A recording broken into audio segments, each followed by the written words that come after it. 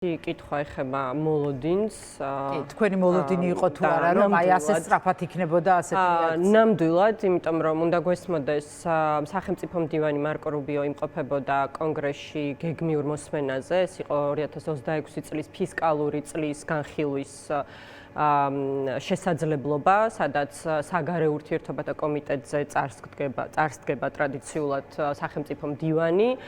იგივე ტიპის მოსმენა იყო ასევე სენატის საგარეო ურთიერთობათა კომიტეტში და დღეს უკვე შედგა ეს მოსმენა წარმომადგენლობით პალატაში, ანუ ქვედა პალატაში. ამიტომ ეს იყო გეგმიური მოსმენა, რომლის ფარგლებშიც კონგრესმენმა ჯო ვილსონმა, რომელსაც ჩვენ ორჯერ შევხვდით ამერიკაში ვიზიტის დროს, მათ შორის ჰქონდა ძალიან ვრცელი და მნიშვნელოვანი სამუშაო შეხვედრა, სადაც განვიხილეთ მნიშვნელოვანი საქართველოსთვის ეროვნული ინტერესის საკითხი, როგორც არის მათ შორის მაგალითად სირიის ახალი ხელისუფლების მხრიდან საქართველოს ოკუპირებული რეგიონების აღიარების უკან წაღება, რაც დღითი დღე უფრო და უფრო მნიშვნელოვანი და რელევანტური ხდება, იმიტომ რომ მას შემდეგ, რაც პრეზიდენტმა დონალდ ტრამპმა გააკეთა განცხადება სირიაზე სანქციების მოხსნასთან დაკავშირებით, ჩვენ ვნახეთ, რომ იგივე განცხადება გააკეთა ევროკავშირმა, როდესაც უმაღლესმა წარმომადგენელმა საგარეო საკითხებში კაია კალასმა, რომ ასევე იხსნება სანქციები. საქართველოს საკითხია, საქართველოს ტერიტორიული მთლიანობის, საქართველოს ეროვნული ინტერესის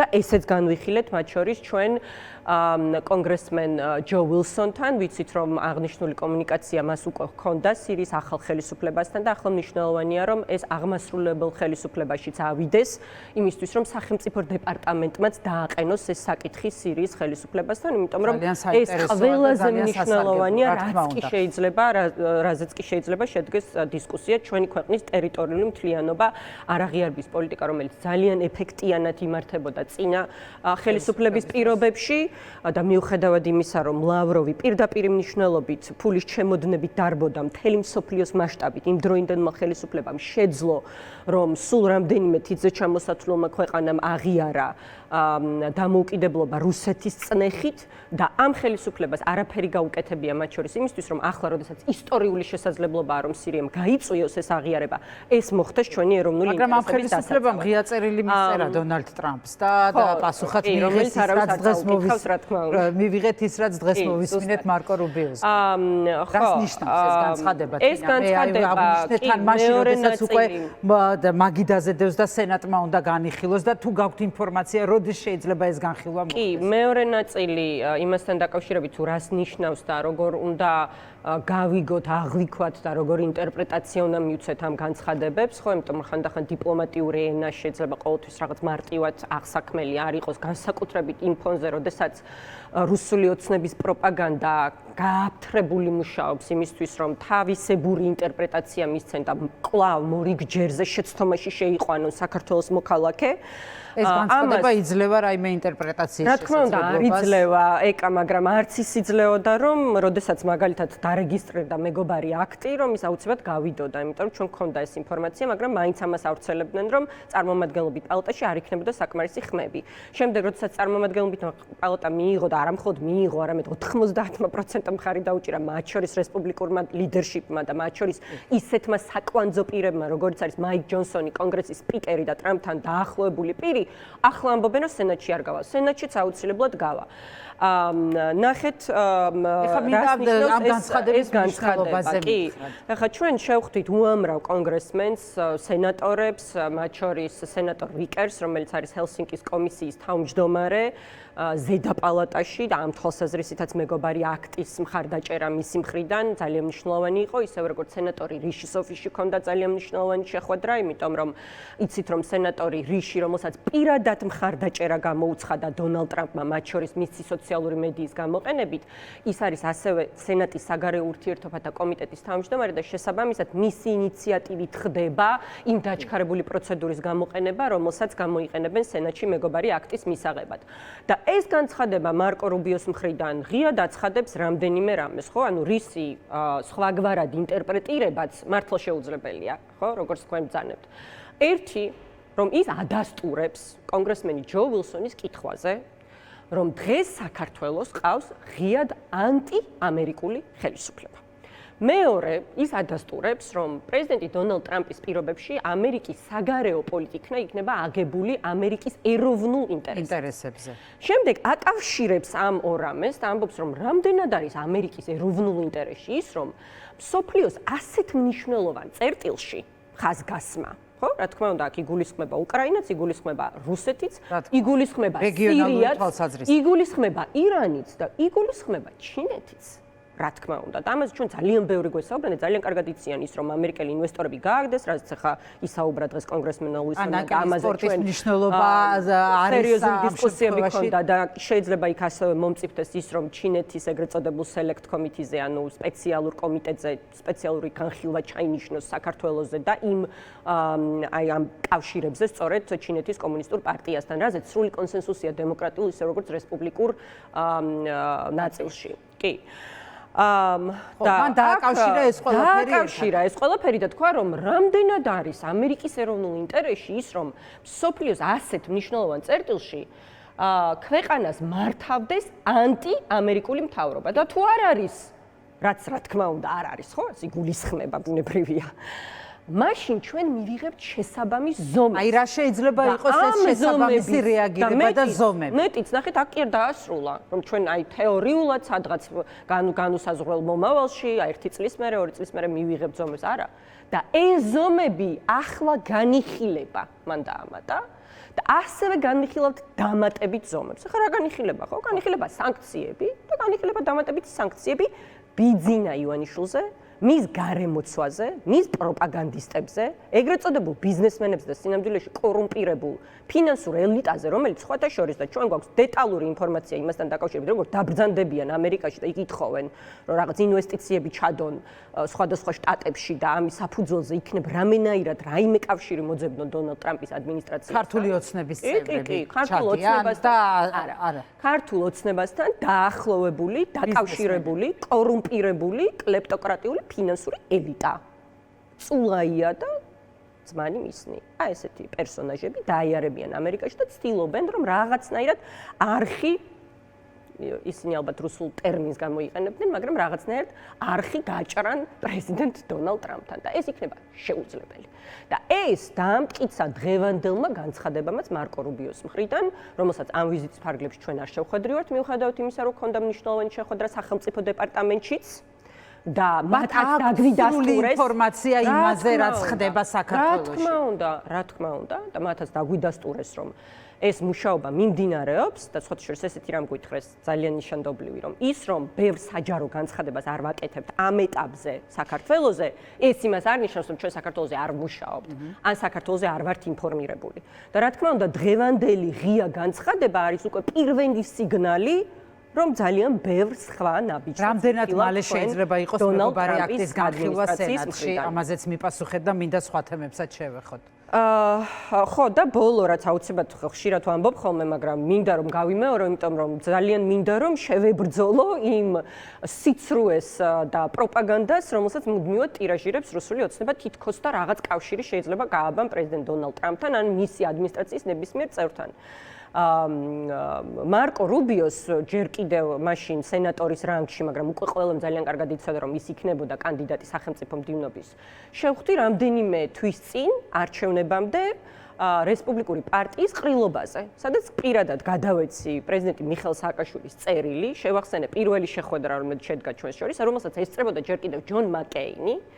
და პრეზიდენტი სააკაშვილი პრეზიდენტის რანგში, სადაც მარკო რუბიომ თქვა ესეთი რამ, როდესაც საქმე ეხება რუსეთს და რუსეთის შეკავებას, როდესაც საქმე ეხება საქართველოს და თქვენს დემოკრატიზაციას და თქვენს ევროატლანტიკურ მომავალს, მერწმუნეთ, რომ ჩემთვის ყოველთვის მაგალითი იქნება ჯონ მაკეინის პოლიტიკა და ჯონ მაკეინის მიდგომები თქვენს რეგიონთან მიმართებაში. ეს რას ნიშნავს, ხო?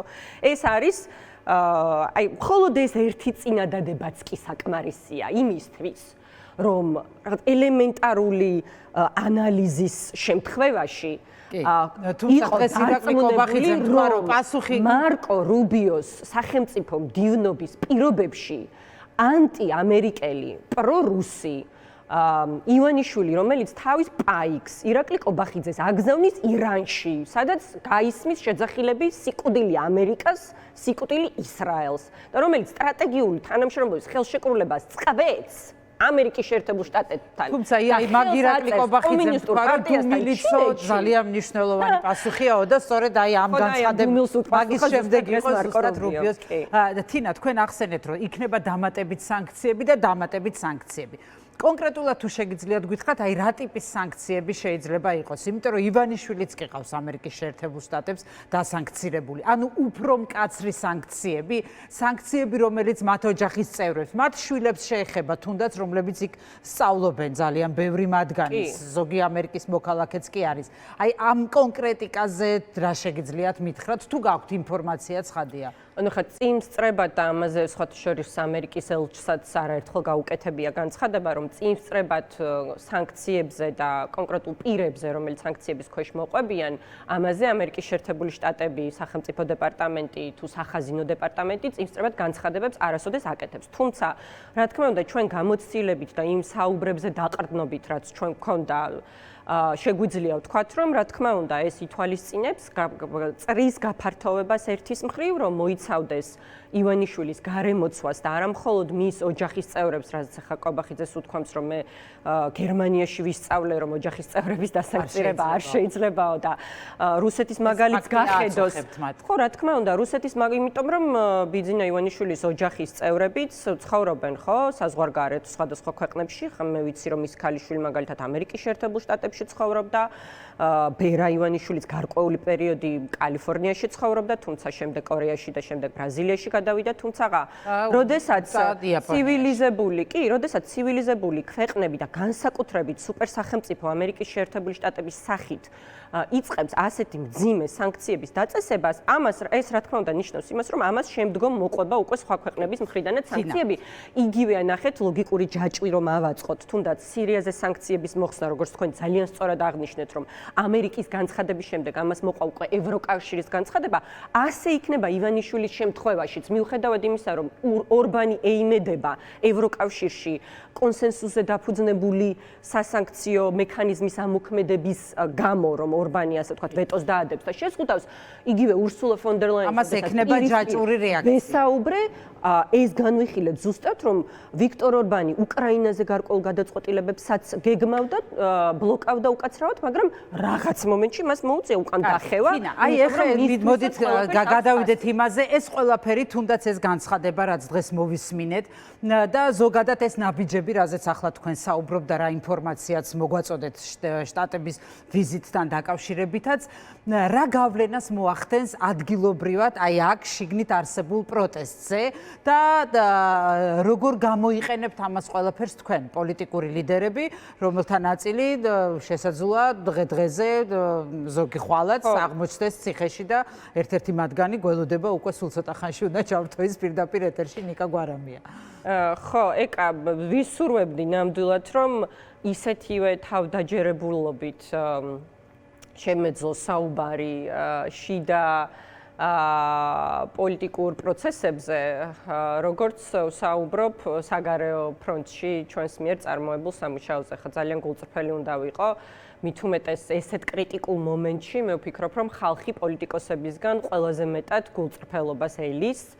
ნამდვილად ვისურვებდი, რომ უფრო მეტ ოპტიმიზმს, ასე ვთქვათ, ვასხივებდე შიდა პროცესებზე, მაგრამ ყველაზე მეტად რაც აფერხებს ჩემი აზრით ჩვენს ეფექტიან მუშაობას ქვეყნის შიგნით, არის ის, რომ სამწუხაროდ ამ დრომდე ოპოზიციამ ვერ შეძლო გაერთიანება. ერთიანი ნაციონალური მოძრაობა არჩევნებამდეც ამ აზრის იყო და ამ პოზიციას მუდმივად საჯაროდ თუ პერსონალურ კომუნიკაციებში ლაპარაკობთ ხოლმე. აი რა არის ის, რაზეც ვერ თანხმდებით და რას გულისხმობთ? ჩვენთვის ესეთი არაფერი არ არის, ეკა ხა რა ვიცი, ჩვენს მიმართ ყველანაირი წითელი ხაზი გადალახულია და ყველაფერს კადრულობს ზოგ-ზოგიერთი და ძირითადად, რა თქმა უნდა, სწორება ამ შემთხვევაში გახარიაზე მაქვს ხოლმე, იმიტომ რომ ყველა ეთერს იწყებს და ამთავრებს და თუნდაც იმ კრიმინალურ კომისიაზეც ნაციონალური მოძრაობით დაიწყო და დაასრულა და ყველა ბრუნვაში ნაციონალურ მოძრაობას ახსენებს იმის ნაცვლად, რომ ყველა ერთად კონცენტრირდეთ ივანიშვილის დამარცხებაზე და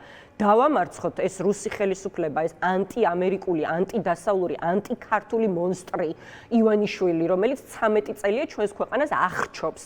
და შემდეგ კი ბატონო ვაწარმოოთ პარტიული პოლიტიკა უკაცრავად მეც არ მინდა გიორგი გახარიასთან ნამდვილად პარტიული პოლიტიკის წარმოება და ძალიან სხვაგვარად წარმომიდგენია ბევრი რამის გაკეთება ჩემი ქვეყნისთვის და მეც მაქვს ძალიან ბევრი კითხვის ნიშანი გიორგი გახარიას მართლობასთან დაკავშირებით ქართულოცნებაში ყველას გაქვთ ერთმანეთთან რაღაც კითხვები და პრეტენზიები მაგრამ რა არის მეთქი ის აი და რას გულისხმობთ თქვენ ამ გაერთიანებაში ეს მაინტერესებდა აი თქვენ რას გულისხმობთ ერთობაში გულისხმობ ეკა ხა ვისაც როგორ უნდა ისე დაინახოს და თავად მოხაზოს ეს კონფიგურაცია თინა ბაკუჩავა არ მოსწონს თქვენ არ გაქვთ რაიმე პირობები თქვენთვის არ არის მნიშვნელოვანი მაგალითად მიხეილ სააკაშვილის პლაკატი იქნება თუ არა იმაზე რა ქვია აქციაზე თქვენთვის არ არის მნიშვნელოვანი თვითმმართველობის არჩევნებზე დღეს გქონდეთ პასუხი თუ არ არის ეს თქვენთვის ასეთი მნიშვნელოვანი ეს კონკრეტიკა თუ არის რაღაც კონკრეტიკა რომელზეც აი ვერ ხერხდება იმიტომ რომ თქვენ აღარც იმ წინააღმდეგობის პლატფორმის შეკრებებზე დადიხართ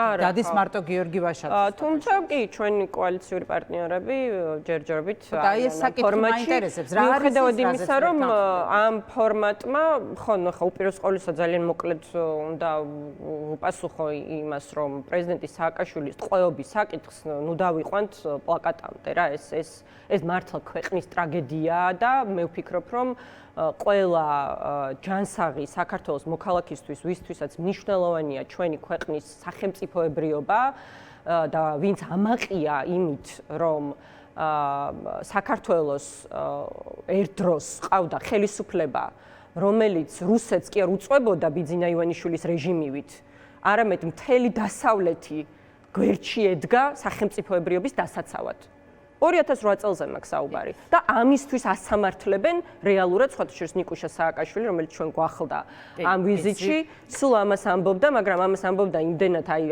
ავთენტურად და ისეთი გულწრფელობით რომ ძალიან ისეთი მკივნეული მოსასმენი იყო ეს ნამდვილად პრეზიდენტი სააკაშვილის უმცროსი შვილისგან 19 წლის ბიჭისგან რომელიც სიმართლეს მარტივ ჭეშმარიტებას ამბობს, მაგრამ რატომღაც ზოგიერთი ვითომ პოლიტიკოსი ამ მარტივ ჭეშმარიტებას თვალს ვერ უსწორებს და პლაკატამდე დაყავს საქმე, ხო? ხო. ამიტომ აი ამაშია ზუსტად საქმე ეკა ხა შეიძლება ვიღაცას არ მოსწონდეს პრეზიდენტი სააკაშვილი, ვიღაცას გახარია არ მოსწონდეს, გაცილებით მეტი ალბათ ასეთ ხალხი, მაგრამ მნიშვნელობა არ აქვს, ეს უნდა გადავდოთ გვერდზე. წარსულში, ეხლა წარსულის ბოღმით, ღვარძლით, თუნდაც გაუგებრობით ან დაპირისპირებით ან ასეთ სხვადასხვაობით მოქმედება არის კატასტროფა, არ ვიცი, არის მოკლე მხედველობა, არის იმ სტრატეგიული მიზნის ვერ დანახვა, იმ ეგზისტენციალური საფრთხის არ აღქმა, რომლის წინაშეც ქვეყანა დგას და რომელსაც ადასტურებს მთელი ცივილიზებული სამყარო. კი ბატონო. როდესაც ურსულა ფონ დერ ლაიენი ამას გეუბნება, როდესაც ფრიდრიხ მერცი ამას გეუბნება, როდესაც ჯო ვილსონი ამას გეუბნება, რომელიც საქართველოს სახელით ესაუბრება ერთის მხრივ სირიის მთავრობას, რომ უკან გაიწვიონ ჩვენი ქვეყნის ოკუპირებული რეგიონების აღიარება და მეორეს მხრივ მარკო რუბიოს რომ უშველე ქართველ ხალხს თუ დააკვირდით როგორი იყო მისი ფორმულირება. რა გავაკეთოთ იმისთვის რომ ფასი დავაკისროთ ამ ანტიამერიკულ მთავრობას და გვერდში დაუდგეთ ქართველ ხალხს, რომლებიც თავისუფლებისთვის იბრძვიან. ნახოთ რა გაგრძელება ექნება ამ ყველაფერს. მე რამდენიმე კითხვის დასმა კიდევ მინდოდა, მაგრამ სამწუხაროდ დღეს ოთხშაბათობით ცოტა მოკლე გადაცემა მაქვს და ვერ ვასწრებ და შემდეგი სტუმარი ნიკა გვარამიაც ველოდება, ამიტომ მასთან უნდა გადავიდე, მაგრამ იმედს ვიტოვებ და მაქვს იმედი, რომ გვექნება უახლოეს დღეებში კვლავ შესაძლებლობა ინტერვიუსი აუცილებლად უნდა კითხოთ დღეს ლევან ბეჟაშვილმა რა განცხადებაც გააკეთა ამ თემაზეც, მაგრამ საინტერესოა რა გულისხმობდა ამ პლებისციტში, რაზეც მან გააკეთა განცხადება. თუ შეგიძლიათ რომ აი მოკლედ მიპასუხოთ ამ კითხვაზე, ლევანმა თქვა ასეთი რამე, ის ადგილობრივ არჩევნებზე საუბრობდა, რომ მნიშვნელოვანია ჩვენ შევქმნათ ალტერნატიული პროცესი და ეს ალტერნატიული პროცესი უნდა მოიცავდეს მათ შორის ელექტრონული არჩევნების ფორმატის გამოყენებით, სახალხო პლებისციტი იქნება თუ აზრის დაფიქსირება ამ პროცესის უზრუნველყოფა. რას გულისხმობდა? რა არის? მე შემიძლია გავიმეორო ის, რაც არაერთხელ მithქვამს, ამასთან დაკავშირებით პრეზიდენტ სააკაშვილსაც არაერთი განცხადება გაუკეთებია. იმ არჩევნებში, ჭყალებში და უფრო სწორი კვალიფიკაცია ამ პროცესის იქნება სპეცოპერაცია, მონაწილეობის მიღება, სადაც ყოველთვის და დანამდვილებით ის იმარჯვებს, ვინც ითვლის და წერს ბიძინა ივანიშვილის სახით, მე ვფიქრობ, რომ არის იმ დიდი სახალხო ეროვნული ბრძოლის ღალატი და იმ მიზნების, რომელიც დღეს აერთიანებს საქართველოს მოქალაქეთა აბსოლუტურ უმრავლესობას. რა ალტერნატიული პროცესი უნდა შექმნათ? ჩემი აზრით, ახლა მთავარი ფოკუსი ამაზე უნდა იყოს. ალტერნატიულ პროცესში სავარაუდოდ იგულისხმება და მე ყოველ შემთხვევაში ნამდვილად ასე მესმის. და ვფიქრობ, რომ იმ ადამიანებსაც, ვინც ვერ ხედავენ ვერანაირ აზრს ადგილობრივი თვითმმართველობის სპეცოპერაციაში მონაწილეობის, რომ ეს ალტერნატიული პროცესი კი არ უნდა იყოს რაღაც სახში ჯდომის ბოიკოტი, პასიური ბოიკოტი, არა. ეს უნდა იყოს ძალიან აქტიური, კამპანიური ხასიათის ბოიკოტი, სადაც ჩვენ ვიბრძოლებთ იმისთვის, რომ დელეგიტიმაცია მოვახდინოთ ამ სპეცოპერაციის და მოვემზადოთ ნამდვილი, რეალური და გენერალური ბრძოლისთვის, რაც მდგომარეობს ახალ თავისუფალ საპარლამენტო არჩევნებში. მადლობა.